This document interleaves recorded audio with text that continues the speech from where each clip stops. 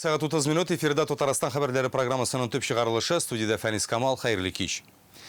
Санкт-Петербургта бүгін Россия Африка иқтисады һәм гуманитар форумы ачылды. Аның ішінде Рөстәм Минниханов җитәкчелегендәге Татарстан делегациясе дә катнаша. Биредә каралачак мәсьәләләре күп төрле. Сәясәт, иқтисад, иминлектән алып фәнни, техник һәм гуманитар өлкә сораулары буенча фикер алышачаклар. Хезмәттәшлек күперләрен салу өчен Африканың 49 иленнән вәкилләр килгән. Бүгін форумның Владимир Путин катнашындагы пленар утырышы да узды. Күп санлы эшлекле очрашулар үтә. Теманың дәвамы Гөлнар Сайфетдинова материалында. Пока вы шли, Доброе утро всем. Иң беренче очрашу кабул итүче як белән Рөстәм Минниханов һәм Санкт-Петербург губернаторы Александр Беглов ике арада хезмәттәшлек турында сөйләшәләр. Әлеге шәһәрдә Татарстаннан, безнең вузларда төньяк башкаладан килгән күп кенә яшьләр белем ала. Сәүдә-икътисади мөнәсәбәтләр ныгый. Санкт-Петербургта 20 мең татар яши. Милли иҗтимагый оешмалар эшчәнлегенә теләктәшлеге өчен Рөстәм Минниханов губернаторга рәхмәтен җиткерә. Санкт-Петербург для нас большой рынок, и в то же время Татарстан тоже большой емкий рынок для товаропроизводителя Санкт-Петербурга. Сегодня и в Татарстана, и в Санкт-Петербурга. Татарстанның да, Санкт-Петербургның да күрсәткечләре югары, яхшы нәтиҗәләр алу өчен эшли беләбез. Без көндәшләр түгел, хезмәттәшләр, уртак проектларыбыз да күп. Шулайда бүген төп игътибар чит илләр белән элемтәгә. Мавритания Ислам Республикасы премьер-министры Мөхәммәд Улд Билал белән очрашуда энергетика, машина төзелеше, IT, медицина, авыл хуҗалыгы тармакларында хезмәттәшлек өчен мөмкинлекләр булуына сызыклыйлар. Отношения между африканскими странами и нашим российским государством, они были всегда теплые и развивались в конструктивном русле. И мы считаем, что мы, Россия, в том числе и субъекты, должны более активно работать со странами африканского континента. Эшлекле мөнәсәбәтләрне җайга салу өчен Рөстәм Минниханов Мавритания бизнес делегациясын Татарстанга чакырды. Анголаның тышкы эшләр министры Антонио Тете белән очрашуда республика рәисе бу илнең Африкада Нигериядан кала иң зур нефть чыгаручы икәнлеген исәпкә алып, нәкъ шушы юнәлештә хезмәттәшлек юлларын карарга кирәклеген әйтте. Әлегә алар ныклы түгел. Төрле елларда Татарстаннан аларга йөк машиналары җибәрелгән була. Татарстан один из промышленно развитых регионов нашей страны. Лучший производитель полимеров, синтетического каучука и шин. Татарстан турында тулы мәгълүмат бирүегез өчен рәхмәт, кызыксыну уяттыгыз. Сезнең төбәк белән хезмәттәшлек безнең өчен файдалы булачак. Нефть эшкәртү тәҗрибәгез кызыклы, азык-төлек куркынычсызлыгы безнең өчен өстенлекле юнәлеш. Безгә яхшы әзерлекле авыл хуҗалыгы белгечләре дә кирәк. Форумга делегатлар Африканың бөтен илләреннән диярлек килгән. 17сенең дәүләт җитәкчеләре шәхсән катнаша, вице-президентлар, хөкүмәт, парламент башлыклары бар. Пленар сессиядә Владимир Путин Россия һәм Африка илләре арасында төрле юнәлештәге үсеш юлларын билгеләде. По итогам прошлого года российско-африканский товарооборот достиг 18 миллиардов долларов. Это один из очевидных результатов сочинского саммита «Россия-Африка». Уверен, что нам всем вместе по силам в обозримой перспективе более радикально увеличить торговлю. И, к слову, за одно только первое полугодие текущего года объем экспортно-импортных операций со странами Африки вырос более чем на треть. Татарстан һәм Тунис арасында хезмәттәшлек ныгый, быел товар әйләнеше 20 миллион долларга җиткән. Бу хакта Тунисның тышкы эшләр министры Набил Аммар белән очрашуда сөйләштеләр.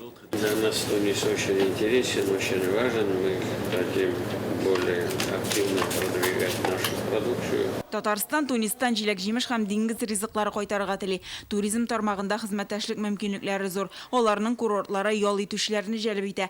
Набил Аммар 43 ел элек Ленинградка килгәнлеген, кабат Россиядә булуына шат икәнлеген әйтә. Без элемтәләрне ныгыту, эшлекле килешүләр төзү яклы. Бизнес вәкилләре арасында хезмәттәшлекне активлаштыру кирәк.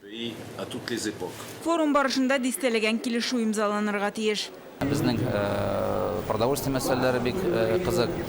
Аннары кадрлар укыту буенча, бездә укыту буенча, аларда укыту буенча мәсьәләләр дә күтәрелде. Бүген юл картасы төзелде, Рөстәм Галиевич поручениелар бирде. Хәзер шул юл карталары буенча безнең бу эшләрне яңадан күтәреп дәвамларга кирәк. Форум иртәгәдә үз эшен дәвам итәчәк. Гөлнар Сайфетдинова, Яңа Гасыр каналы.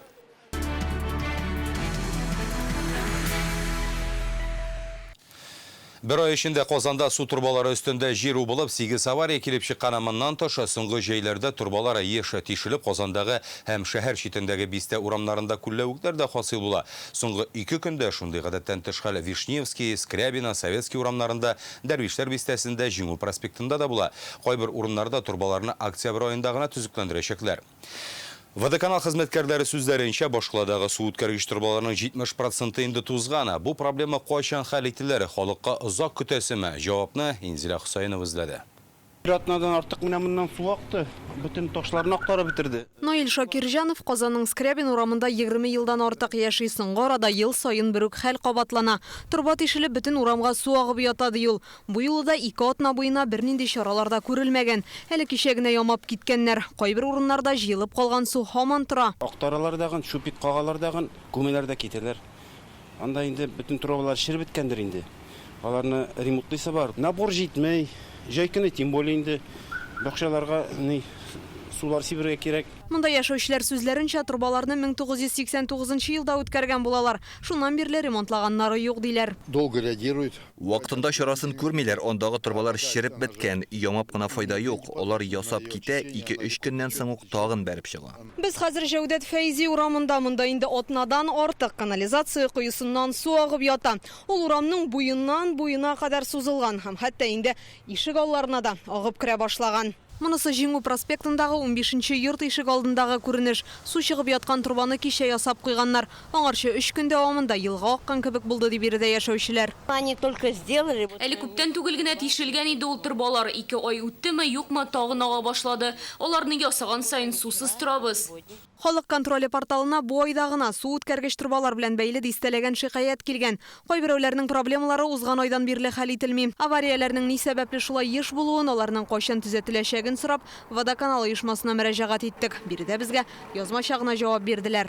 Тишелгән турбаларны ямаганда суны озак вакытка изеп тормас өчен без башта өстәмә турбалар сузабыз. Су шуннан җибәрелә. Бу вакытта системадагы аварияны төзәтәбез. Турбалардан тыш җир астында кабельләр, газ үткәргечләр, инженер шелтәрләре дә бар. Аларга зыян китермәс өчен бу урыннарны нигездә кул белән казырга туры килә.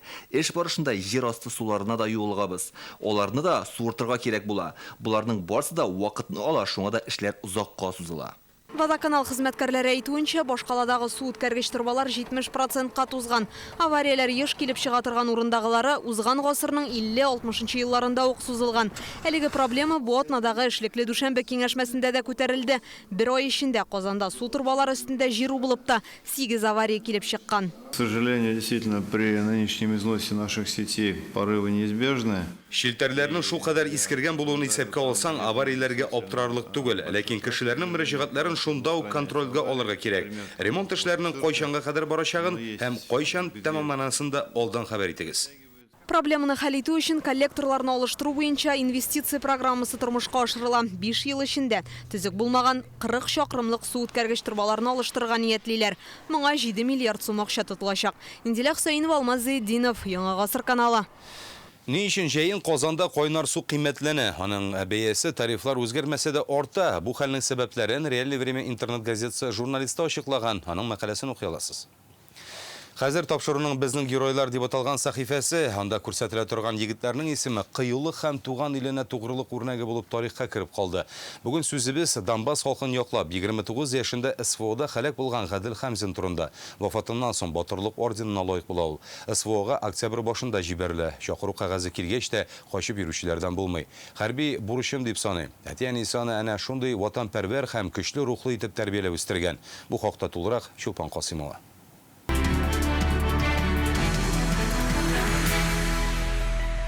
От комаров спрей, влажный салфеткалар инде, бөтен шәйләр. Хәмзиннәр гаиләсе ай сайын уллары Гадел хезмәт иткән хәрби частькә гуманитар ярдәм җибәрә. Барысы да үз улыбыз кебек якын диләр. Гадел Хәмзин комендант батальоны командиры булган, егетләрне һәрвакыт кайгыртып торган. Малайлар әйтте, фотографиясына, Аделныкын пришлите тоже, вот Адель как бы тоже анда. Алар белән продолжает служить, в виде фотографий, вдохновения, по памяти, воспоминания. Гаделне әтиянисе кечкенәдән туган илне яратырга, көчсезләрне якларга, гадел булырга өйрәтеп үстергән. Никогда сам первый не начинал драку. Ул безнең бик тыныч иде, сугышып йөрмәде, проблемаларны сүз белән чишәргә тырышты, көчсезләрне рәнҗетүгә юл куймады. Гадел Казанның 174-нче мәктәбен тамамлагач, Элемтә техникумында белем ала. Россиянең космик гаскәрләрендә хезмәт иткән. Армиягә чакыру килгәч тә, Гадел безне борчырга теләмәде. Мөстәкыйль рәвештә медицина тикшерүе үтеп, иртәгә китәсе көнне генә хәбәр итте ди әтиянисе. Махсус операция башлангачта, үз теләге белән туган илне сакларга барга җыенуын белдерә. Повестка безгә килмәде даже, үзе безгә инде кулга. То есть соседилар фотографияны WhatsApp белән китерделәр инде. Мин Аделгә правил. Ул сразу говорит: "Пап, все, мин барам. Кайгырма, все будет хорошо". Гадел Луганск Халык Республикасында хезмәт итә. Бик күп батырлыклар күрсәтеп, комендант батальоны командиры вазифасына кадәр күтәрелгән. Аны барысы да хөрмәт итә. Быелның 28 февралендә 5 хәрби блиндажда план корып торган вакытта әлеге кырылма өстенә снаряд төшә. Гадел Хәмзин һәм тагын 2 егет батырларча һәлак булган. Икесе каты яралана. Гордимся улыбыз белән. Вот, защитник, герой. Высокая награда. Вафатыннан соң батырлык орденына лаек була. Аны әти-әнисенә хушлашу мәрәсимендә тапшыралар. Гаделнең хатыны белән 4 яшьлек кызы калган. Энесе Кәрим дә абыйсы белән бик горурлана. Һәр вакыт үрнәк булды ди. Горжусь им, пошел по его стопам, работать спасателем в аквапарк. Безнең героебыз Гадел Хәмзинга пешмак булдырган идек. Мәктәп уку еллары аның спорт белән шөгыльләнү биографиялары. Гадел Хәмзин белән ул укыган 171-нче мәктәптә дә горурланалар. Ул монда 8-нче сыйныфка кадәр белем алган. Укытучылар белән сөйләшкән, һәрбер укытучы яхшы ягыннан гына сөйләде. Балалар белән сөйләшкән идек. Үз малаем белән укыган иде ул. Тыныч кына малай иде, конфликтный ситуацияларга керми иде. Узган ел мәктәптә Гадел Хәмзин исемендәге волейбол турниры да үткәрелгән. Киләчәктә бу ярышларны ел сайын уздырырга җыеналар. Биектау районыннан Чулпан Касымова, Рәмзил Гарипов, Яңа гасыр каналы. Бүген Донбасста хәлак булган балаларны искә алу көне ана билгеләп үтү турындагы указны узган ел Донецк Халык Республикасы башлыгы Денис Пушилин имзалаган иде. Рәсми мәгълүматлар буенча 228 баланың гомере өзелгән, 800гә якыны яралана. Украина һөҗүменнән үлгән сабыйларны искә алып, бөтен ил буенча хәтер акцияләре үткәрелде. Аңа Татарстанда да кушылдылар. Зәйдә шәһәрнең төп мәйданында укучылар тынычлык символы булган ак күгәрченнәр ясады. Корбаннарны 1 минут тынлык белән искә алдылар. Яңа Шишмә районында митингта узды. Соңыннан суга ак корабльләр җибәрделәр. Кыр чәчәкләреннән үрелгән тәкыяләр агыздылар. Бөгелмәдә митингта катнашучылар хәтер һәйкәленә чәчәк китерде. Буаның үзәк паркында ак кагазьләрдән торна ясадылар. Аларны Донбасс фәрештәләре дип атаганнар. Бүген җиңү поезды Яршаллыга килеп җитте. Ул дөньядагы бердән-бер тимер юлдагы күчмә музей. Поездның 10 вагонында Бөек Ватан сугышына багышланган экспонатлар урнаштырылган. Анда сугыш башланган көн, Ленинград камалышыннан азат итү, Сталинград янындагы бәрелешләр һәм концлагерьләрдәге коточкыч хәлләр тасвирлана. Тарихи чынбарлыкны заманча технологияләр ярдәмендә җиткерәләр. Җиңү поезды аудиогид, видеопроекторлар белән җиһазландырылган. Исегезгә төшерәбез, поезд Казан һәм Нурлатта булырга өлгерде инде.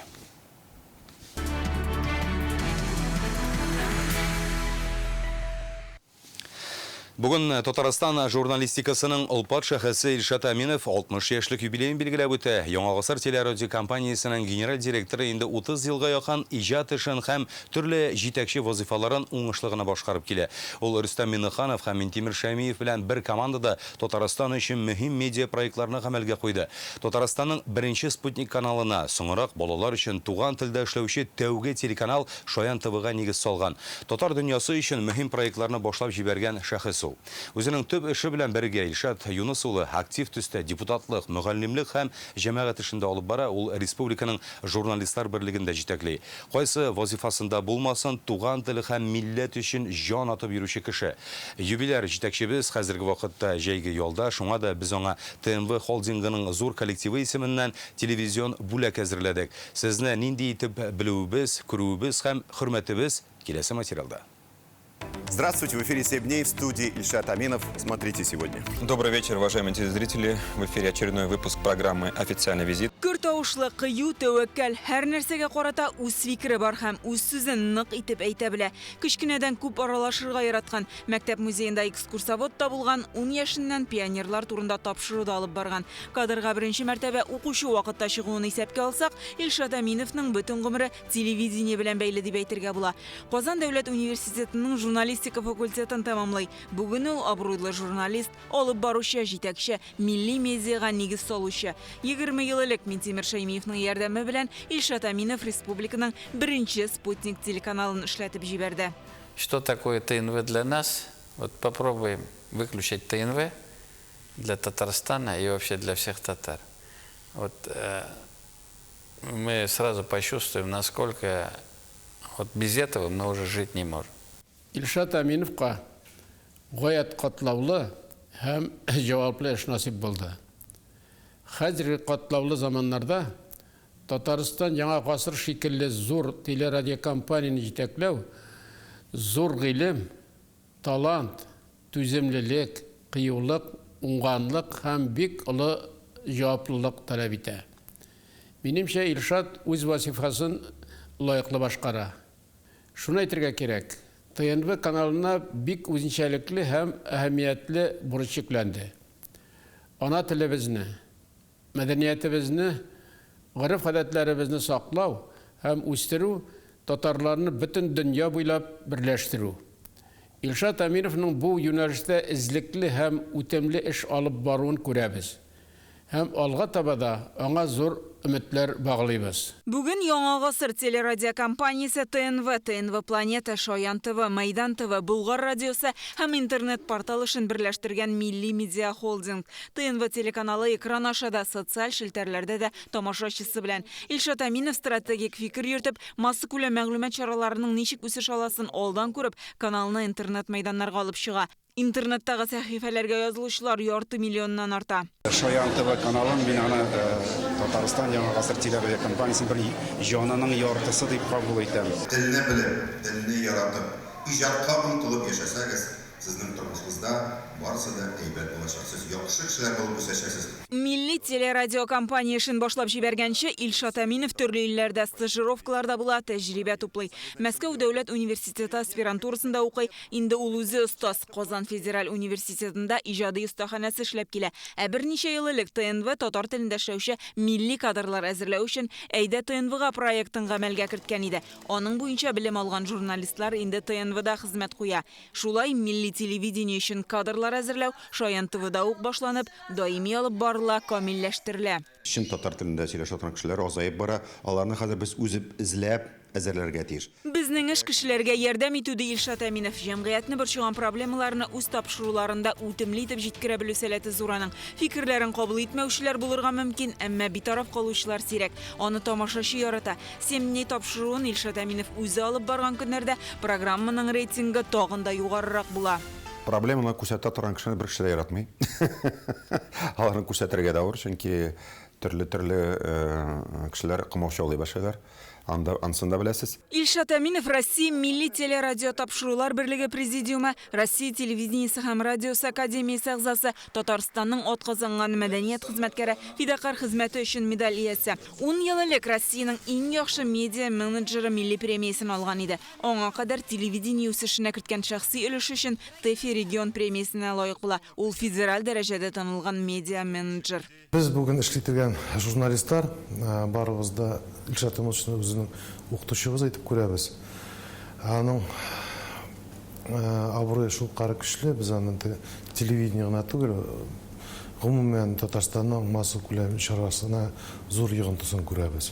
Тырышып эшләп килә Татарстанның киноиндустриясын торгызырга, яңа үреләргә күтәрергә. ТНВ Ватан 21 гасыр кинокомпаниясе белән берлектә татар телендә фильмнар төшерү эшенә алынды. Бу сериалларда тамашачыны үз телебезгә якынайта. Белгечләр Ильшат Аминов милли кино сәнгатенә яңа сулыш өрде ди. Мең тапкыр әйтәм, туктарга безгә ярамый. 2004 елдан Илшат Әминов Татарстанның Дәүләт Советы депутаты, Мәгариф, Мәдәният, фән һәм милли мәсьәләләр комитеты әгъзасы. Халык ышанычлысы буларак та сессияләрдә милли рухтагы ялкынлы чыгышлары белән аерылып тора. Бара милләт, зәгыйф, абыннар абынмас. Сүнә яшьләрдә ут, кабыннар кабынмас. Кичә якты вә милли бер күңелдән, бүген тышкан утыдай нур табылмас. Менә хәзер мен бу трибунада торам да үземә сорау бирәм. Менә минем үземдә тышкан нурдай ут калдымы? Горурлык калдымы? Илем калдымы? Калды дип саныйм. Һәм калырга да тиеш. Чөнки минем йөрәгемдә менә бу конституциям бар. 2017 елда туган телне яклап Дәүләт Советы бинасы каршына җыелып йөзләгән кеше Тукайның «И туган тел» җырын башкарган иде. Илшат Әминов та аларга кушылды. Аның холкы да шундый, һәрчак алгы сафларда булу.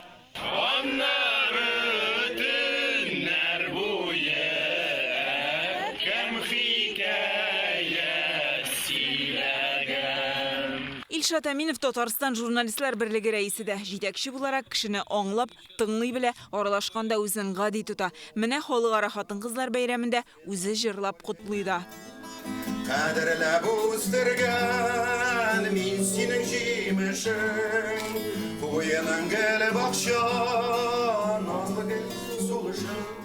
Яшәү һәм иҗат дәрте ташып торган, аларның ышкынын башкаларга да бирә белгән тынгысыз, яңа идеяләр белән янучы юбилар. 60 яшын Илшат Әминов шулай каршылый. Алдагы тормыш юлында да зур һәм мөһим эшләрне башкарып чыгарлык дәрт-дарман, сәламәтлек телибез аңа. Та работа, которая проводится с вами, она по-другому реализована не может быть, поэтому ваша роль здесь огромная. Хөрмәтле Илшат Юнус улы, сезне бүгенге күркәм юбилейгыз белән ихлас күңелдән котлыйбыз. Күп еллар дәвамында милләтебезнең үз аңынга туга, рухи хазинәсен, мәдәни мирасын байытуга керткән олуг хезмәтегез өчен сезгә бик зур рәхмәт. Гүлназ Сайфетдинова, Яңа Гасыр каналы. Бүген Казанда «Время героев» Батырлар чоры дип аталган халыкара документаль кино фестивале тамамлана. 3 көн дәвамында башкаланың Бәшир Рәмиев исемендәге IT паркта махсус хәрби операциядә катнашучы каһарманнарга багышланган картиналар күрсәтелде. Бүген тамашачыга журналист Анна Чапманның иҗат эшен тәкъдим иттеләр. Хәрби бәрелешләр вакытында ышаныч һәм өметнең әһмияте хакында фикер алышалар. Бирдә яңгыраган фикерләр һәм фильмнарны тамашачының ничек кабул итүе хакында Рүзәл Шәрипов.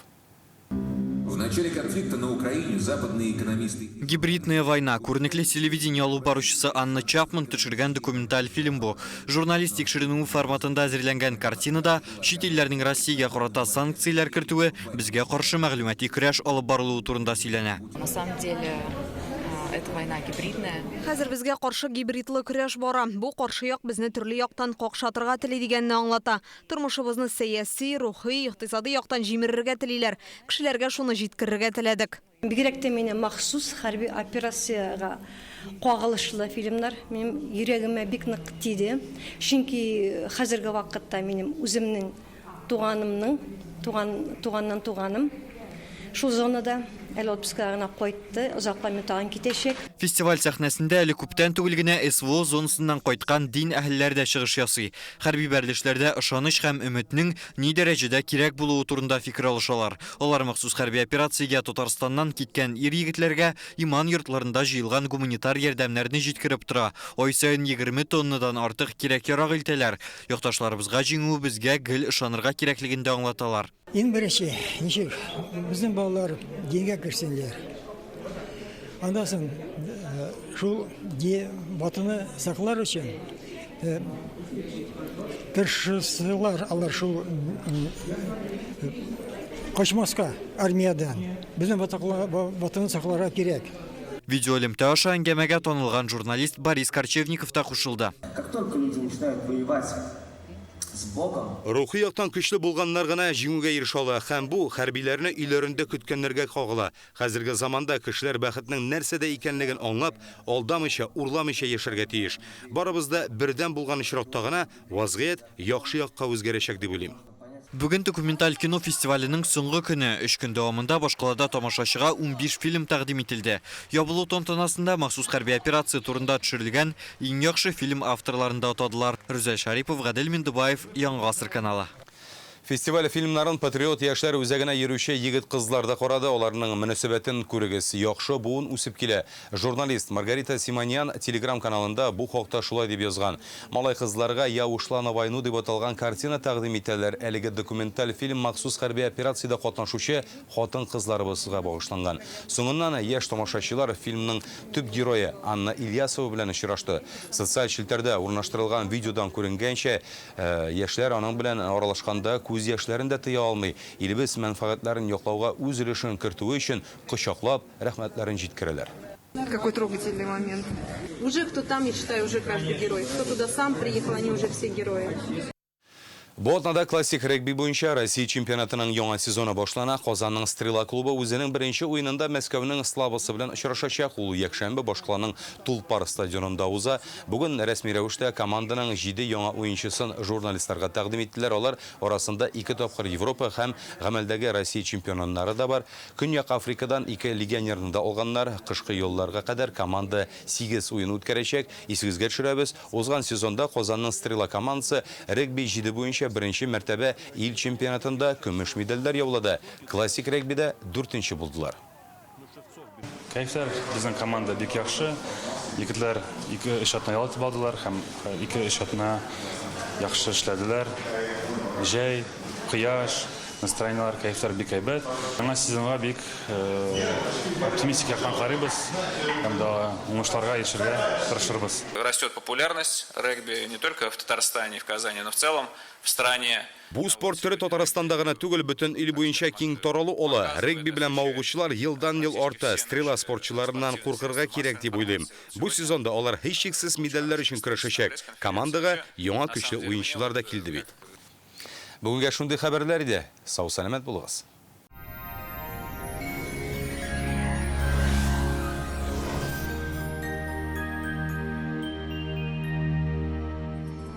Эфирда һава торышы чыгарылышы. Яндекс погода хезмәте хәбәр итүенчә, көньяк көнчыгыш Бөгелмә баулы Азнакайда алмашынучан болытлы һава температура көндез якынча 31 градус жылы, төнлә 19 градуска кадәр. Төньяк көнчыгыш Түбән Кама яршаулы Алабугада һава температурасы 32 градуска кадәр күтәреләчәк, төнлә уртача +20 градус. Республиканың төньяк өлешендә Актаныш, Әгәрҗе, Менделеевскида явым-төшем ихтималы зур түгел. Көндез уртача температура +31 градус, төнлә 20 градуска кадәр җылы. Төньяк көнбатыш Арча, Кукмара, Балтачта эссе һава. Көндез якынча температура 30 градус җылы, төнлә монда да +20 градус. Көньяк көнбатыш Болгар, Буа, Чүпрәледә явым-төшем фаразланмый. Көндез якынча температура 33 градус җылы, төнлә 21 градуска кадәр. Чистай, Әлмәт, Мамадышта аязучан болытлы һава. Көндез уртача температура 31 градус җылы, төнлә +20 градус. Республикада янгын куркынычы саклана. Ут белән эш иткәндә сак булыгыз. Башкалабыз Казанда алмашынучан болытлы һава явым-төшем ихтималы зур түгел. Көндез 32 градуска кадәр җылы. Төнлә якынча температура +23 градус. Җил уртача тизлектә. Атмосфера басымы төркемеш баганасының 750 мм тәшкил итә. Һаваның чагыштырмача дымлылыгы 61%. Җирнең магнит кырытыныш